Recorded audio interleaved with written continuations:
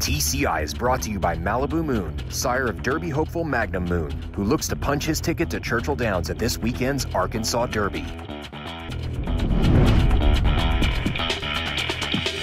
Welcome back to TCI, your inside track to the Triple Crown. Alongside Joel Cunningham, I'm John Siegel. Well, Joel, it's good to be back. I know last week I was out at the Santa Anita Derby, which I'm looking forward to talking to you about. We got a lot to talk about still. We have some good racing this weekend that we still need to get through. But let's talk about last weekend a little bit. Let's start off in New York, and let's talk about the Wood Memorial. Yeah. You know, this year it's been weird. We've had two Derby preps now that they've had fouls that have happened. It's had to go to the stewards. Let's talk a little bit about the Wood Memorial.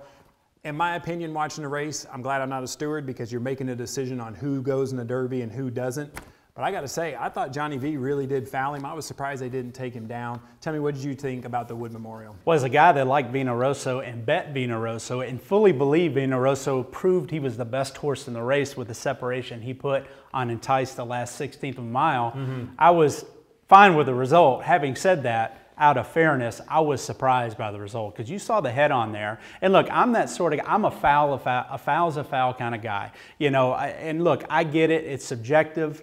You know, the stewards, their purpose is to look out for the gamblers, not to look out for who gets into the Kentucky Derby or not, obviously. But if you just look at the fact that it's subjective opinion and try to relate it to like the NFL. You know, you could call holding on every play. You could call pass interference probably on every play. It's just how severe it is. Now, so with that being said, I thought he hit him pretty significantly on multiple occasions, moved him out of his path. That was a foul of significance, in my opinion. Do I believe Vino Rosso is the best horse? I clearly said that I thought before the race and after the race that he wasn't, and you saw the separation there. I thought he was coming down. Yeah. Johnny did have the stick in the left hand. I think that helped his cause a little bit to be able to tell the stewards, you know, look, I was riding, I was hitting him left-handed. It wasn't careless riding. You know, I bumped him, he bumped me. My horse won by daylight and proved he was much the best. That's obviously probably what happened here. My problem with that is they turn around and they fine him the next day. Right. So you're basically admitting that he committed a foul and he had some, fault in this with the way those two horses, had their incident in the stretch. So I don't know, I'm a little cloudy. Having said that, from a gambling standpoint, I was happy Vino Rosso won. And I do think I'm happy for the horse because I think he was the best horse in the race. So he deserved to be the Wood Memorial winner. It's just unfortunate. And personally, if I were a steward, I would have taken him down. Well, the good news is that both horses have enough points to get into the Derby, so they'll be able to have a rematch there. Let's talk real quick about the Bluegrass. I was out in California, and so you're hearing this. 6 inches of snow, they're going to cancel the Bluegrass. It's going to be the first time ever. It's going to be awful. Yeah. And I kind of said, listen, we live there. It's been in the 60s. I will be surprised if 6 inches of snow actually accumulates and that it's going to happen on the track. But you would have thought that it was like Snowmageddon that was going to happen. The good news is the race goes off. Tell me, what did you think of the Bluegrass? I know we have a replay of this one, beautiful HD footage. Thank you, Keeneland. Yeah. This race here, no surprises on who the winner was to me, but let me know what you think. Well, Flame Away is game as ever here on the lead. I thought he got a good trip, John. You see a little late switching his leads there, and he's got his head up in the air a little bit. Still not sure. I mean, he's a great horse. Still not sure he's a top-class dirt horse. So good magic, getting a great trip here, able to blow by Flame Away in this race and prove best. You see here another bolt situation from Sporting Chance. A horse that I've been thinking waiting to see him put it together all season long, John. We saw the same result that we saw last year at Saratoga in the Hopeful. Jock hits him right-handed, he goes in, hits him left-handed, he bolts out 3 or 4 paths, gets taken down from 3rd to 4th there deservingly. He impeded the path of Free Drop Billy there. So Sporting Chance is still an enigma for me, a horse that they need to figure out. Yep. I thought he had a good enough trip in here, and I thought maybe even in stretch he could make an impact, but as soon as he started wandering, and look, he started wandering a little bit, I felt like in the Rebel last time out too. He's just not finishing. He doesn't have his mind on business, and for whatever reason, he's having the quirks with the riders in terms of how he's reacting to the stick. But let's go back to good magic here, John. The key for me is, okay, yes, he put himself in great position to win this race. I was there. Thank God there wasn't 6 inches of snow or I would not have been there. It was a fast track. I mean, you see it wound up being a pretty nice day, a little on the chilly side, but a pretty nice day, and the track wasn't affected at all. I thought he got a dream trip. Credit the horse for putting himself in that position. He has some tactical speed. The horse that he went by in the stretch, I didn't think was all that impressive. I didn't think the final result and speed figures out of the race, they were predictable to me. I guess what I'm saying is I didn't think the performance was a brilliant type performance. I didn't think he beat a very good field in here, in my opinion. So Good Magic for me is a horse that he has that champion status, and now he's won 2, major races. He's going to come into the Kentucky Derby, and people can give him a lot of credit in here. He's going to be one of your top 3, 4, 5 choices in the race. Does he deserve that status? That's my question. Yeah, and I think it's great that we have the 2-year-old champion coming back. He's in the Derby now. I think it's an important racehorse to have in the Derby field for sure. But here's the point. That's a grade 2. The Bluegrass Stakes is a grade 2. Yeah.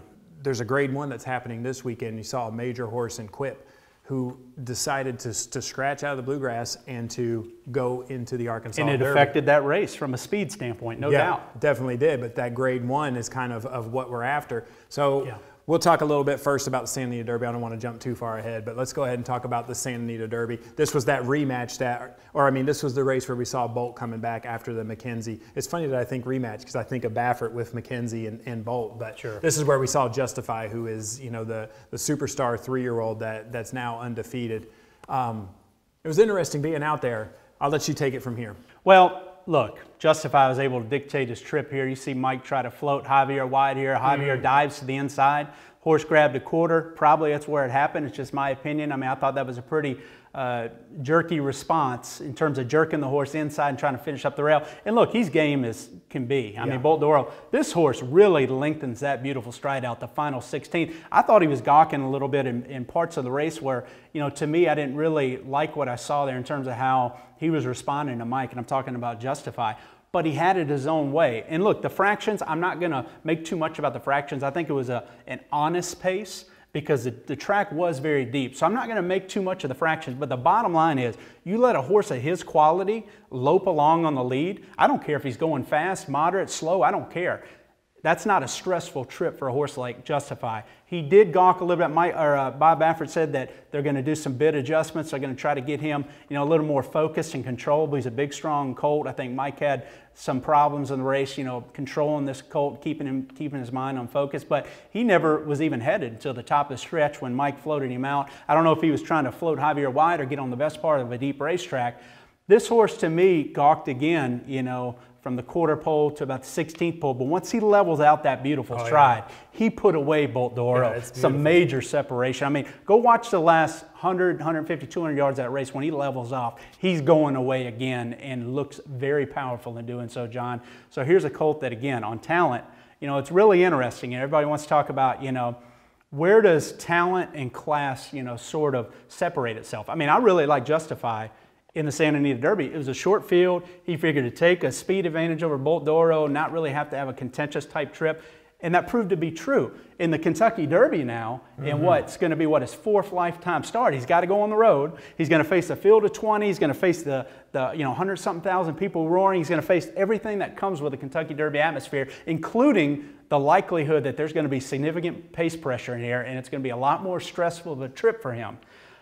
That's where I think class creeps into play, and that's why for me, Bolt d'Oro coming out of this race, the way he ran there, I like both those colts in terms of coming in the Kentucky Derby. I still believe the California circuit is the best circuit this year by far. I'll tell you what, I was there. I got to watch Bolt d'Oro and Justify both come out of the receiving barn after the race.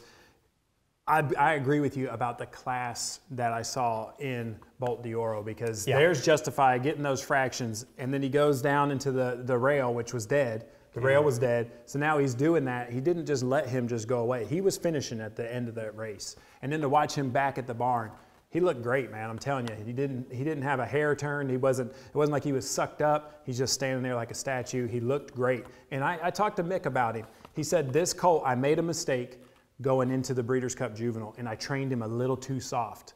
I just babied him a little bit. He's a horse that needs that hard race. Like, he was worried that he was going to take too much out of the McKenzie thing. He says he gained 25 pounds after that race with McKenzie. So he's a horse that thrives on that really good, strong competition.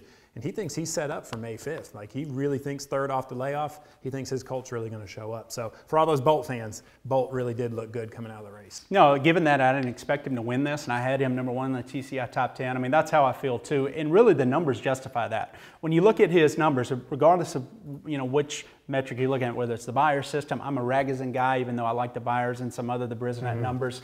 his ragozin pattern is very good in my opinion. He's setting up for a third off the layoff going 1.25 miles to where I do think that class is going to show through. And you have to be concerned about some of these other horses that have talent, that are winning some of these races, but now we're going to face a whole different experience. And we'll talk about that a little bit as it relates to Justify. All right, well, let's look at the TCI top 10 and let's see what happened this last weekend. You know, and this is my first time really looking at this, and I see you got Bolt d'Oro still in at number 1. And I'm going to be honest with you, that does not surprise me. Usually I'll say to you, man, hey, that surprises me. Justify was, you know, very dominant in that race. That really doesn't surprise me, but I know a lot of the viewers will be surprised that Justify is not number 1. Tell me why. I just still feel like he has the best overall profile for the first Saturday in May, John. I just really believe that, his style and his class and everything that comes into it, how he's going to come up to the race.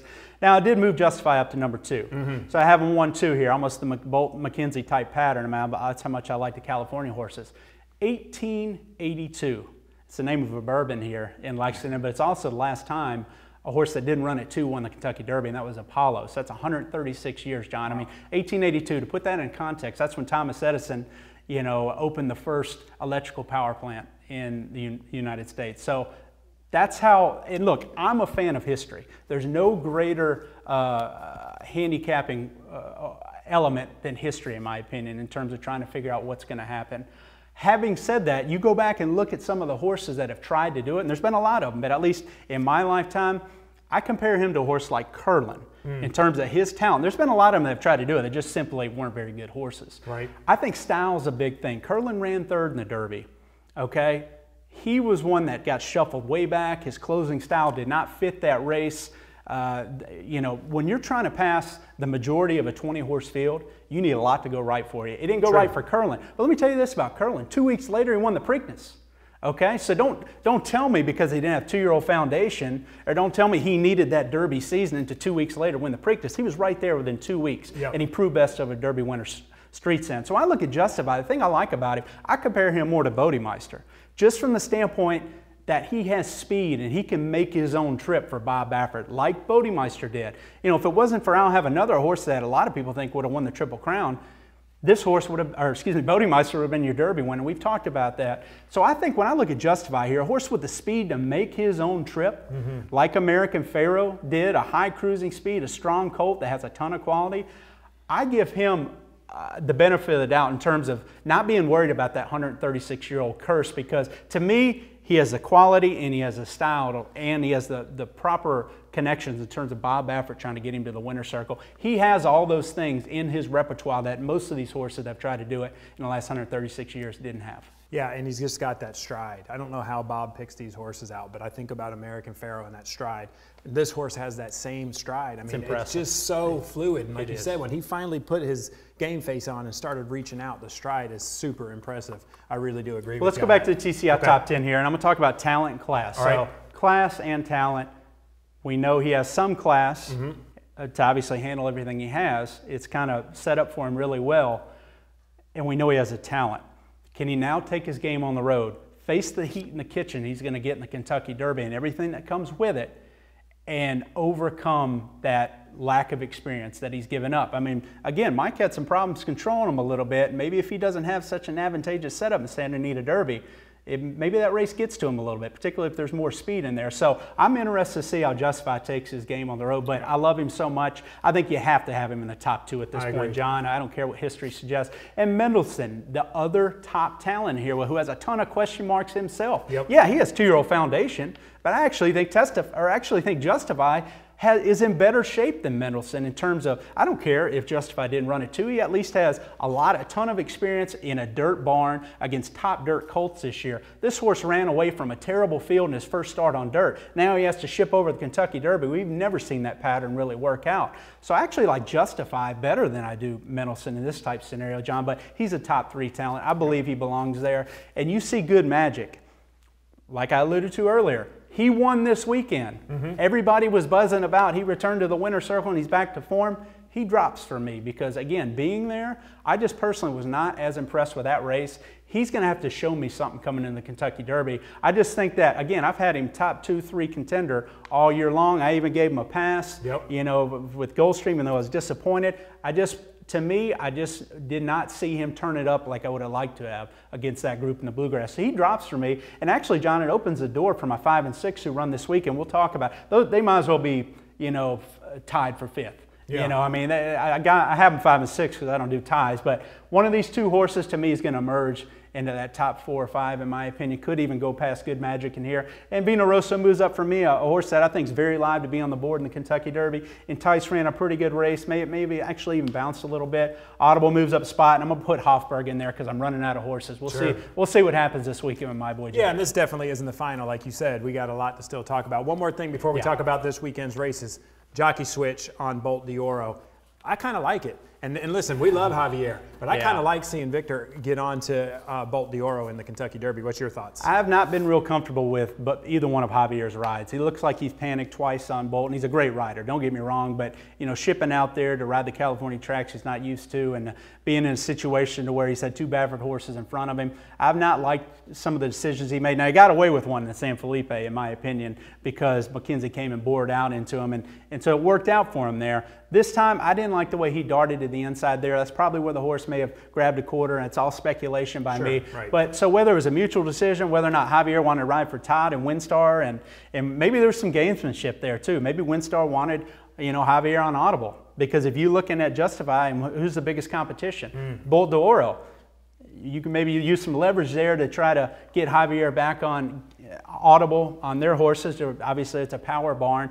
Get them off of the main competition and make Bolt d'Oro have to adjust to a new rider first time out in the Kentucky Derby. Maybe some gamesmanship there. I don't know. We're speculating here, but I thought it was interesting because I don't feel like Audible is anywhere close to the talent that Bolt d'Oro is. That's just my opinion. All right, well, let's talk about this weekend's races. We got 2 on tap. We have the Lexington, which has really been more of a Preakness prep in the more recent years, but there is a horse in here who has a shot. He's actually sitting at number 20 right now with enough points to get into the Derby. And of course, that's my boy Jack. Yeah. But I see a horse in here, Joel, that you were really touting, Telekinesis. He ran in that allowance race. It looks like they're going to give one more shot in here. I don't think he can get the points to get into the Derby, but maybe this is a Preakness kind of method for them. Tell me, what do you think about the Lexington Stakes? Preakness, or maybe even they're just looking at the summertime for the Canadian Triple Crown. I mean, he's Ontario bred. Okay. I'll be honest with you, John. I mean, there were a few of these horses that came around late that I thought could be. I mean, he made my top 10. Yep. We talked about Justify.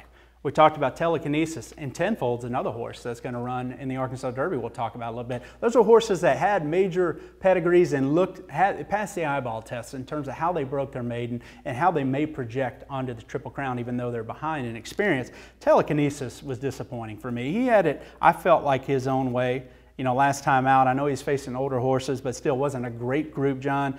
He gets an 87 buyer out of the race, but just visually, I thought he was up and down in the stretch. I don't know if they have an excuse. Javier Castellano jumps on, so that's a big endorsement for potentially how he's training coming into this race. I think he's a big-time talent. I'm just not sure if they're throwing too much at him too fast or what he wants to do. I thought for sure he was a 2-turn type colt, but he is, by Go Sapper, maybe there's the potential there. He's a 7/8 1-turn miler type, and he broke his maiden at 6 furlongs. We're going to have to figure out what Telekinesis is. Can he factor in this race on quality? Yeah, especially if he had an excuse. I mean, who knows? Maybe the horse bled. Maybe he had a lung infection. Maybe he came out of the race with a fever. I mean, you really don't know to go behind this. We can only handicap what's on paper here. Yeah.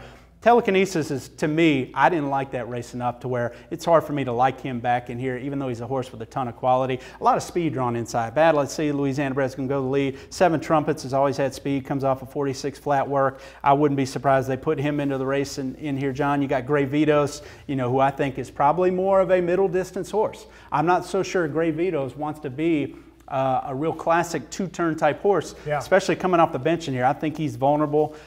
So my boy Jack needs that pace to go in front of him, particularly the fact that he drew the far outside here, the 12 hole. They don't have a huge run into that first turn going a mile and a 16th.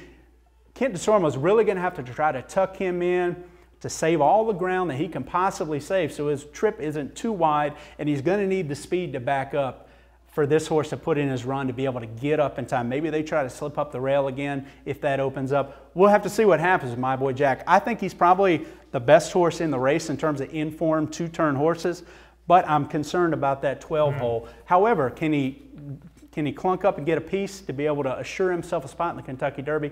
I suspect that he can do that, and I expect him to do that. All right, let's talk about Oaklawn then real quick. This is obviously the marquee race, and really this kind of caps off the Derby season, and we will know who the Derby field is after Saturday in the Oaklawn Arkansas Derby. Interesting for me in here, before we talk about the obvious horses, Solomini, Magnum Moon, Quip, I mean, those are the obvious horses. Yeah. I find it very interesting that a horse that ran last weekend in the Bluegrass Stakes, Machismo, how about that? Wheeling back a week later. Just tell me what you think real quick before we get into the Well, race. Ron Palucci, the owner, hinted that they may scratch and run the Arkansas Derby. I think what they're feeling is that this horse is on top of his game. I mean, he had that big 58 change work. You know, the owner's very excited about it. They ship into Keeneland.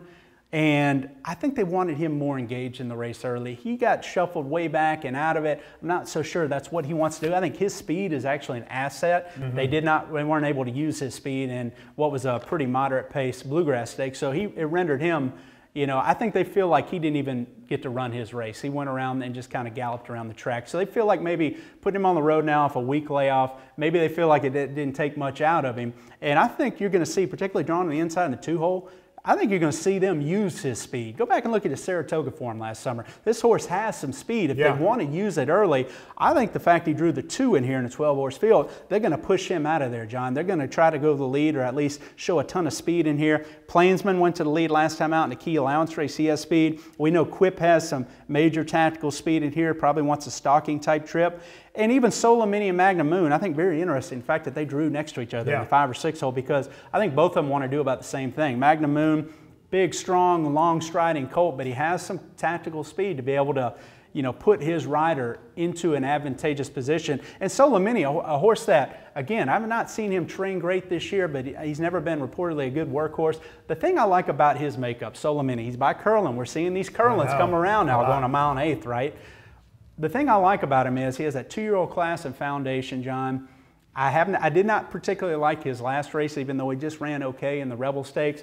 Now going to mile and 1/8. This horse, when you look at his makeup, you know a Curlin, you know he's going to get the classic distance. He's a grinder, but he has some speed. He has some cruising speed. I mean, he's able to put himself into some spots. You go back and look at the Breeders' Cup. You even look at, you know, a couple races of the Rebel Stakes. He was up there in a good spot. He just didn't switch his leads and go on with it. Now going a little bit further in here, if he can put himself into the kind of the first third of the field, find a good spot and grind away to the wire going a mile and 1/8, I still think the back class of Solomini is very interested. And I think that's the kind of horse that usually finishes on the board in a race like Kentucky Derby, because he has the speed to get out in front of most of the minutia, and then he has the stamina and the right grinding style to be able to finish to the wire down that long stretch. All right, so you think he might win then the Arkansas Derby this I like weekend? Magnum Moon. I think he's a touch more brilliant going a mile and 1/8. I like Magnum Moon to win this race, John. And he's a horse with a big upside and big potential. You know, this is a 9-horse field. Can he put it together mentally and be as big of a contender in a 20-horse field in Kentucky Derby? That's the biggest question mark with Magnum Moon. That's why maybe going forward, you saw Solomini was slightly ahead of Magnum Moon. I think I still, at this point, like Solomini a little more for the Kentucky Derby in terms of being a contender that can make the biggest impact. However, in a mile and 1/8 race, shorter field, I like Magnum Moon's brilliance a little more here. He's got a pretty exceptional turn of foot. All right, thank you, Joel. Thank you guys for watching. Make sure you come back next week. We'll be able to look at the TCI Top 10, and we'll be able to tell you who's officially in this year's Kentucky Derby.